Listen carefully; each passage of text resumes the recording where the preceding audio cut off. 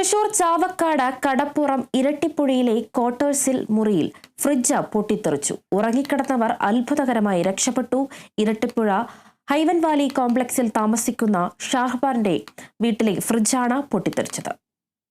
കിടപ്പ് രോഗിയായ ഉമ്മ നഫീസയും കുട്ടികളും അത്ഭുതകരമായി രക്ഷപ്പെട്ടു. പുലർച്ചെ വൈദ്യുതി പോയതോടെ ഷഹർബാന്റെ മകൾ ഉണർന്നു.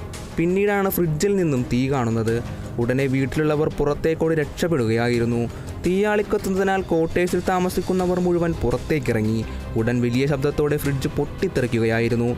വിവരമറിഞ്ഞ സ്ഥലത്തെത്തിയ ഗുരുവായൂർ ഫയർഫോഴ്സും KSEB അധികൃതരും തീയണച്ചു. കിടപ്പ് രോഗിയായ ഉമ്മയെ പുറത്തേക്ക് രക്ഷപ്പെടുത്തുന്നതിനിടെ മാതാവ് നിലത്ത് വീണതായും ഗാർഹികോപകരണങ്ങൾ നശിച്ചതായും ഷഹർബാൻ പറഞ്ഞു. വീടിനകത്തെ മുഴുവൻ വൈദ്യുതോപകരണങ്ങളും ഗാർഹികോപകരണങ്ങളും നശിച്ചു. മുറിയിലെയും അടുക്കളയിലും ഭാഗത്തെ ചുമരുകൾക്ക് കേടുപാടുകൾ പറ്റി. TV, ഫാൻ, സ്വിച്ച്, ലൈറ്റ് എന്നീ ഇലക്ട്രിക് ഉപകരണങ്ങൾ എല്ലാം പൊട്ടിത്തെറിച്ചു. ലക്ഷക്കണക്കിന് രൂപയുടെ നഷ്ടമാണ് സംഭവിച്ചിട്ടുള്ളത്.